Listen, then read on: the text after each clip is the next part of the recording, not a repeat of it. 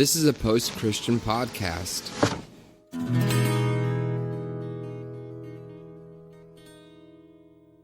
Welcome to the Revolution Church podcast. Good morning, everyone. Breakfast of Champions, Skittles. Good morning. I am feeling the, I don't know what we call it, the quarantine slag, quarantine wear out. I'm tired. As you notice, I am not at Caleb's place. Bad lighting.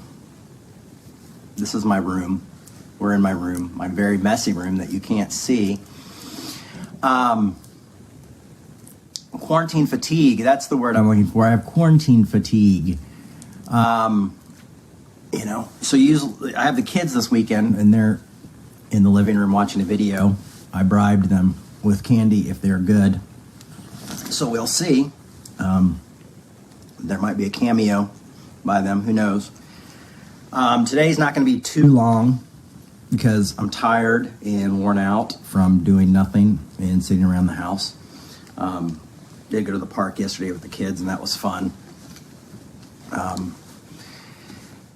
So quarantine, lots of different mixed information from the media. It's really strange because, we're still in lockdown here in Minneapolis, and then I know people in Georgia are opening salons and bowling alleys, which I don't think it's... Bowling seems like a very, very gross sport to be not quarantining in, like and bowling ball holes that everybody else sticks their finger in, not to mention shoes, sharing shoes. They do have the disinfectant spray and, supposedly disinfectant is the new. I don't even want to get into that. Been spending just time with my kiddos and woke up this morning and was like, man, I do not have the energy to drop off the kids at their mom's, drive over to Caleb's place, hurry up through the talk so I can go pick up the kids back up. And so I just decided I would just call this one in. I'm sure Caleb's really excited because he gets to try to figure out how to put this up as an audio file, which is usually never good. I didn't wear my earphones today because usually they rub against my jacket. So today's going to be a short one, folks, so I hope you're okay with that. I'm sure you all have plenty to do, jigsaw puzzles and constant cleaning. I definitely need to clean the house and give the kids a bath. They went a little crazy this morning and decided to try to make a fish tank. We don't have any fish, nor a fish tank. So, as all of you know, we've probably all been spending way too much time on social media. And I was on social media with some folks this weekend, and I was, somebody had sent me a link to this site called Northwest Seminary. And the link was a picture of my mom singing. And it said, in times like these, we need Tammy Faye. And so I think my buddy was, it was my buddy Tony Jones, and I think he was just trying to be encouraging and stuff. So I was like, oh, that's cool, that's really nice. And I linked on it, and I realized it was a little bit tongue-in-cheek, which is fine.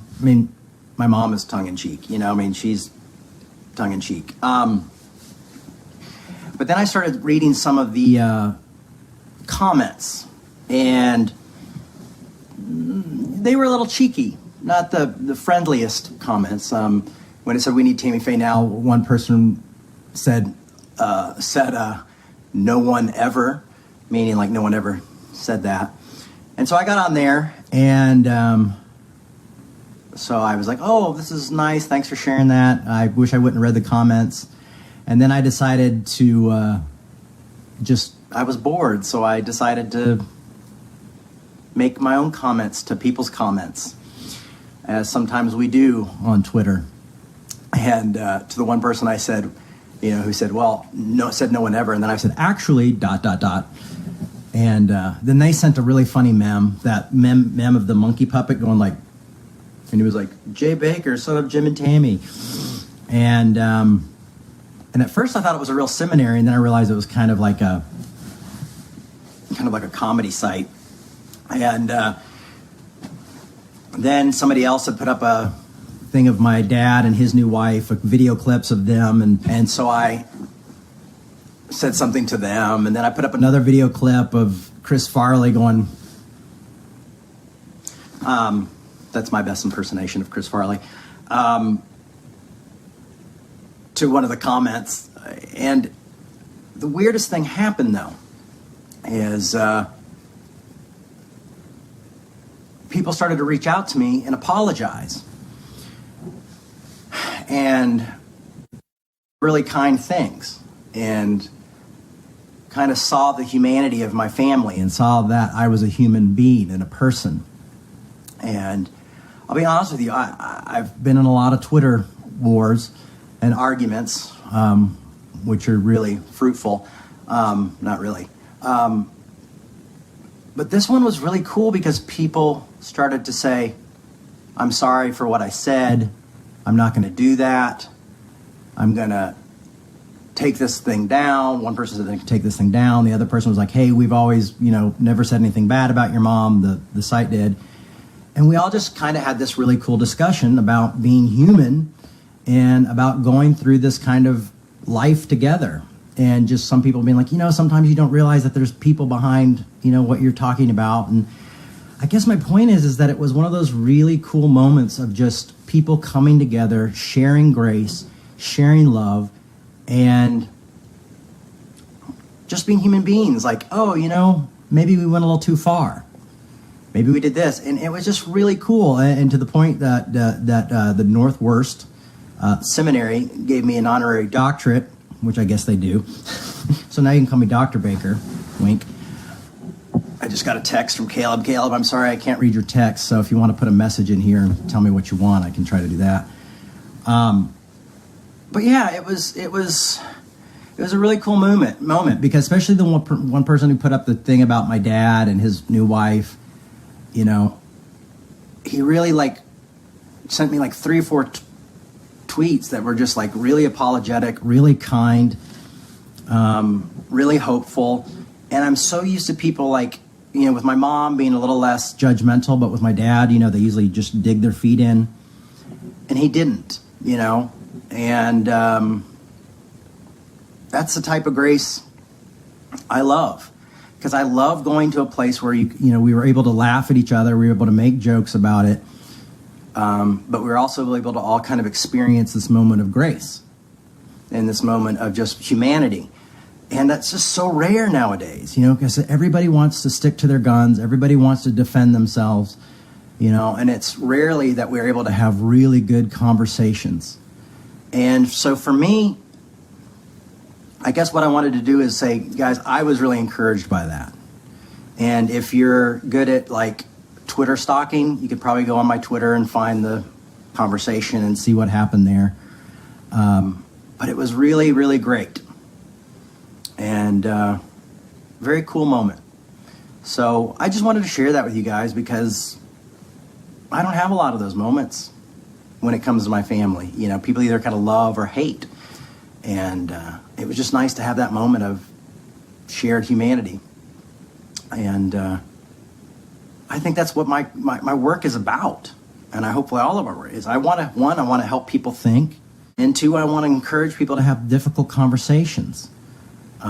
Which is hard to do when you either discount people, write them off, block them, cancel them, and often even boundaries, can keep us from communicating. And I think boundaries are important, especially when we deal with our mental health issues and things like that. But I think it's also important to have tough conversations and to have a bit of grace yourself. For me, it was the jokes. We joked with each other, and comedy is a great way to communicate with others, and it disarms people. And I found that a lot in Twitter is when things get really heated, or someone comes after me, or demands that I denounce my dad. I had somebody else do that. denounce your father and expose him for a fraud and all this stuff. And, so I just kind of joked back. That one obviously didn't go anywhere fast.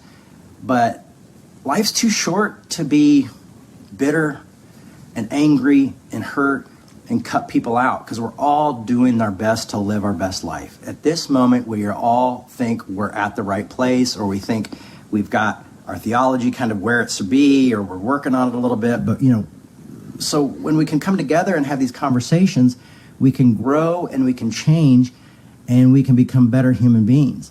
And by this small Twitter exchange that I had this weekend, sitting at home bored, went down the Twitter rabbit hole, and I came out feeling better.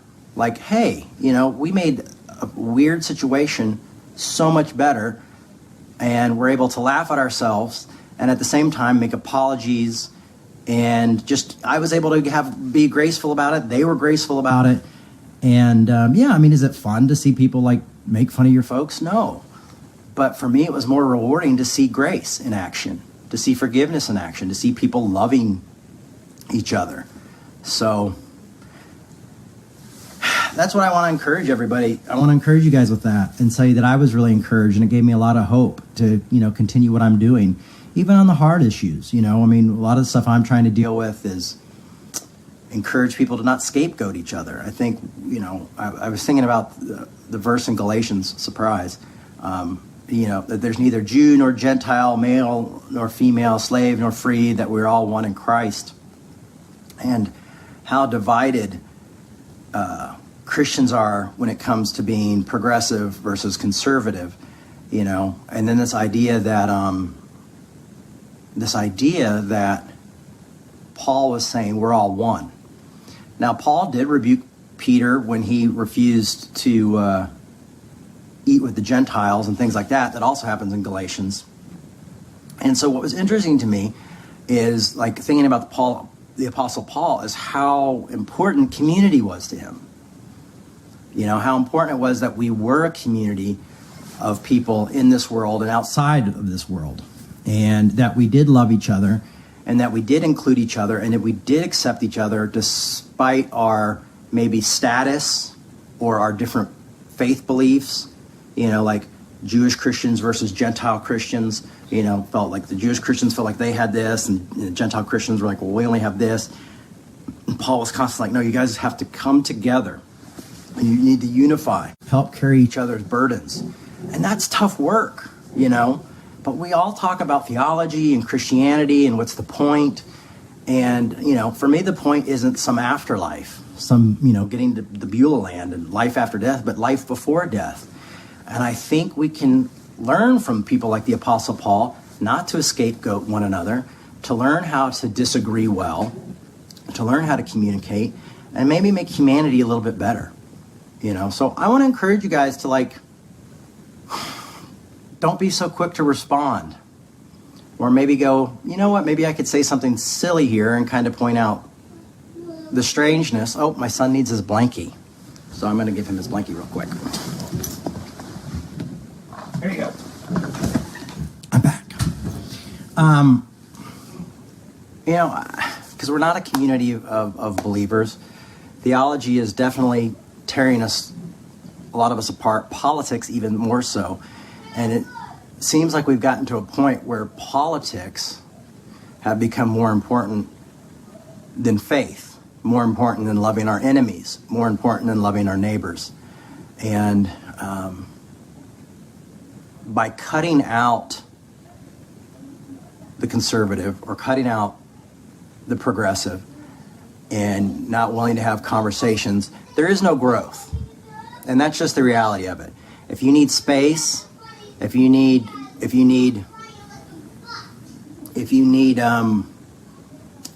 boundaries and time, that's great, and I respect that. But I'm going to tell you what, having boundaries or walls and things like that built all the time, you might not see a lot of change.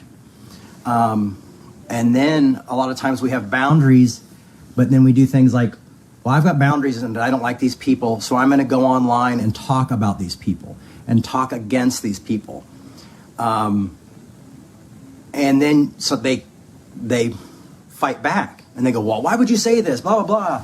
You know, and then they go, oh, I have boundaries. I don't talk to these people. So see, when we create boundaries and we create space for ourselves, it's not fair for us to attack others. I mean, you can do what you want. You're a human being. But I just don't think it's fair for us to say, you know, I need boundaries, I need space, and I'm going to call you all jerks and idiots and, you know, horrible people. Why I'm creating space, and I'm going to do this publicly, but then when you push back, I'm going to get really angry and say, oh, I don't have to do that. I need space. You know, you're not going to get that. So, I mean, I'm going to say if you want to really give yourself time to heal and time to have these boundaries, it's probably best to also check what you're saying about the other, what you're thinking about, what you're doing. It's okay to have conversations, but if you're going into a public place and then saying, well, all these people are bad, you know, you can't get up. You're not doing a boundary. What you're doing is you're setting people up. You're setting yourself up for disappointment. You're setting yourself up to have these conversations that you already don't think you want to have. You're saying, oh, I don't want to have these conversations, but unconsciously you do, because you're online talking about how horrible those people are, and then shocked when they defend themselves. You know, people are going to defend themselves, and sometimes not in the most healthy way, because we're not all healthy human beings, and we all have contradictions, and we all have pain, and we all have hurt, and we all have defense mechanisms. So if you're going to draw boundaries, I guess my encouragement today, or just something for you to think about, is really draw boundaries, you know, and draw those boundaries online too, you know. You know, if you're like, well, I'm drawing boundaries. I can't deal with conservatives right now, you know. And then you put up a funny meme about Trump, you know, saying what an idiot he is. And then people who are conservatives come back at you, and then you're dealing with them. That's not a boundary. You haven't set a boundary, you know. So I think what we want to do is, if we really want to set boundaries, we also have to control our mouth. We have to control our fingers and our texts and our social media, because that's not a way to take time away, to take time off. So that's just my encouragement. You do what you want, post what you want, but I will say this: if you're going to post pictures about, like, my family, or you're going to post pictures about how crazy the progressives are, or how crazy the conservatives are, you're probably going to end up interacting with them and hearing from them, and probably not the kindest things. So that's not really how you start conversation. So, I don't know. Memes, I have no idea what they're called. I'm old. Someone asked me, is it a meme? Is it a meme? I think it means something, but, you know, you have to ask somebody who's younger than me. That's my 2 cents on boundaries. I think we can have good conversations. Obviously, I always thought Twitter isn't the best place, but I had a really incredible time this past weekend on Twitter, and a really healing time that encouraged me, and I've been telling a lot of people about, like, wow, that really was awesome. So, you know, just be careful out there. Take care of yourself. And if you need boundaries, you know, try to set them properly, and don't throw out bait. And if you want to go out there and fight the good fight, then, you know, go out there and do it, but be ready to have the conversations. And I guess one of the things I try to do is, like, I try to think about what is my desire out of what I'm putting out. What do I desire what is the reaction that I'm desiring when I put something out? You know, am I desiring an argument? And there are times where I am desiring an argument or a tough conversation, and I do put stuff out and go, like, I don't think you're right on that, and I desire to have a good conversation. Sometimes people don't want to have the conversation; they just want to say their 2 cents and put it out there. And it's funny because they act shocked when you push back. To each their own. You know, but we've got to think through these things of how do we want to communicate, and is our ultimate goal grace? Is our ultimate goal understanding, or is our ultimate goal just to spend an hour and a half arguing and debating and calling each other names? From all my training with Soul Force and the nonviolent stuff, and reading MLK and understanding the Bible, and just, you know, reading Tillich and reading Paul the Apostle and Jesus, is that, the idea is always the source for those folks was always reconciliation, or at least to be heard, but you're not heard if you're casting names, if you're calling people names, if you're being hurtful, if you're being, I understand we're angry, but, what I try to do is when someone makes me really angry online is I try not to respond right away, or I respond right away and then I save the comment and then look at it later to see if that's what I wanted to say. And I'll be honest with you, there's a million times where I really would have put my foot in my mouth and said some horrible things that would have been really hurtful or gotten me nowhere. And then, because I took that time and held my post or whatever, it led into better conversations and it led into better growth. And it's really helped me get away from scapegoating, and it's really helped me with community and changing things. So anyway, that's what I got for you today. It's just kind of off the top of my head because honestly, I'm tired. I've been stuck in the house all day.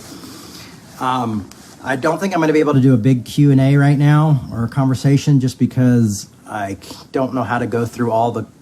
Let's see if I can. I don't know if there were any questions or not. Anybody get any interesting conversations on Twitter or Instagram or Facebook? Facebook is the toughest for me because people really come after me on Facebook. So much so that I just usually ignore it. But here we are. But you guys are all amazing. So I'll just wait a minute and see if there's anything anybody wants to say or ask, and then otherwise we'll call it a day. I don't know how delayed this thing is either. I don't have my co-host Caleb here in the back to letting me know what's going on. Thank you, Paul. Yeah, the recording. This one's a great one, so you could skip the recording if you want.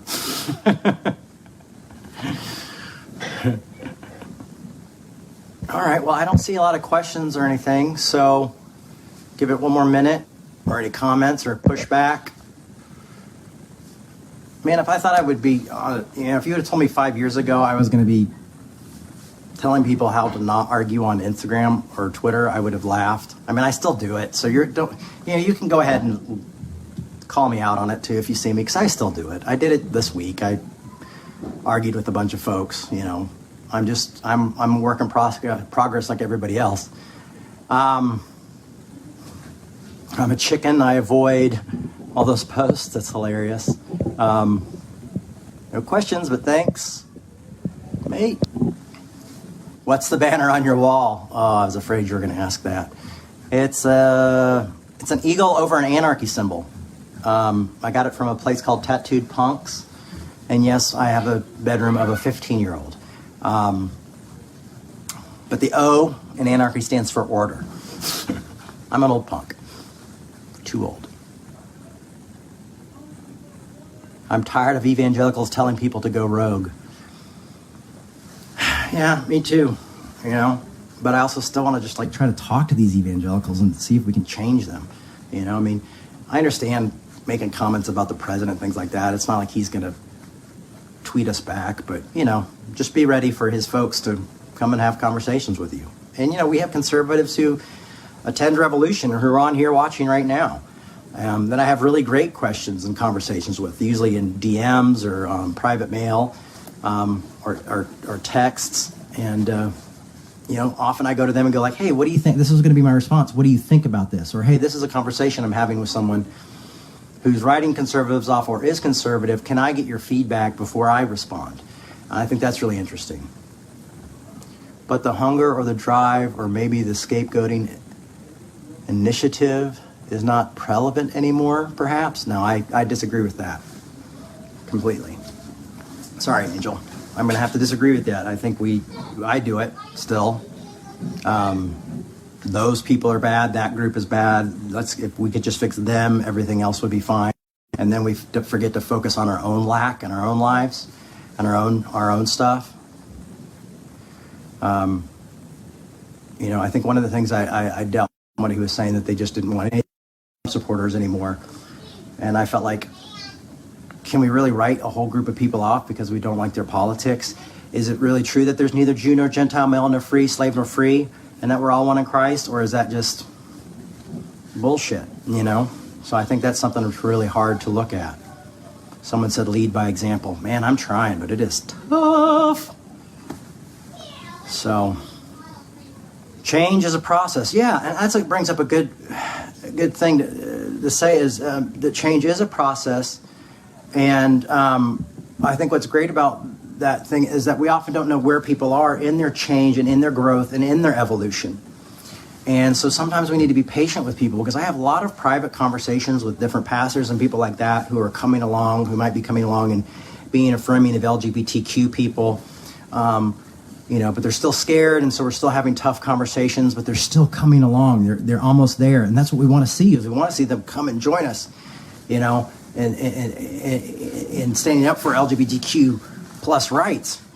But then I see them some of these are big speakers, and they'll go to places and they'll be protested because they haven't said anything, and my hope is that doesn't keep them from wanting to take that stand or wanting to continue to have those conversations. So often we don't know where people are at, and that's another good reason to be patient, and have good conversations. All right, I'll just go 3 more, and then we'll go. Do you believe that the majority of the country is progressive-minded? I think somewhat. Some of my best churches are suburbs when I post-Christian media. I'm worried about my friends with addictive personalities. Yeah, I know. Me too. And I've got an addictive personality, so I have to be very careful. Thoughts? Conversation goal becomes being right and not growing. Yeah, I mean, it's tough because especially when you really do feel like you're right, but you also want to see growth in that. And so sometimes what I do is if I'm certain that I've got it figured out and that I'm right, I do listen, do have the conversation, but I try not to get angry about it or try to get forceful or mean or name calling, because that's pretty easy to do too. And you'll see me do it sometimes. I mean, I'm still working on it. That's cool. We have lots of family who are huge Trump supporters, and it doesn't change our love for them. Life is too precious. And that's true. I mean, but I also have people who love me back. You know what I mean? People who are Trump supporters who love me and care for me and are salt of the earth folks. And they all have different reasons for why they voted and what they believe. I even have some friends who are conservatives who don't want to vote this time. It's really interesting. Angel Horse. But if you compare it to how it was with 5 years ago, you're going on Twitter, etc. What drove you to go there and write? Let's see. They do. What goes there and write? Then do you see an evolution within you? That's what I meant. Yes, I do see an evolution within me. And a lot of that has to do with people like Peter Rollins and his work, and different things like that. And also experiencing what I went through with my own family. So yeah, 5 years ago, I would probably go to war with a lot of people. I often did, especially with back 5, 6, 7, 8 years ago. It was the Calvinists just could not stand me, and there's a lot of them that came after me, and then I would go after them. And and sometimes we still have those hard arguments and big arguments. I mean, I think I said something pretty mean to a Calvinist yesterday, actually. So this is not the preacher being a hypocrite. This is the preacher saying, this is what I'm working out in my main. This is the goal that I'm going through. This is me trying to figure it out as well, and sharing with you my own experiences from this really good Twitter conversation that I had, and my hope for that even I will learn to scapegoat less, because sometimes I still do. Well, thank you everybody for your love, your grace, and sorry I didn't have more prepared today, but this quarantine is weird. It's like, all this time and then you don't do anything. So I realized that all the excuses that I always made, that if I only had enough time to do this, I would read 1 million books or start jogging or something like that, wasn't true. So it's nice to see the lies I told myself. All right, everybody. Thank you so much for listening. And I really hope that you guys have a great week. And I'll be back next week with from Caleb's place, because Caleb gets to go home now. His leg is better, and he's able to kind of walk on it. So next week we'll be Revolution Service live from Caleb's. Love you guys. Be good. See you later. We'd like to remind you that our ministry is supported 100% by listeners like you.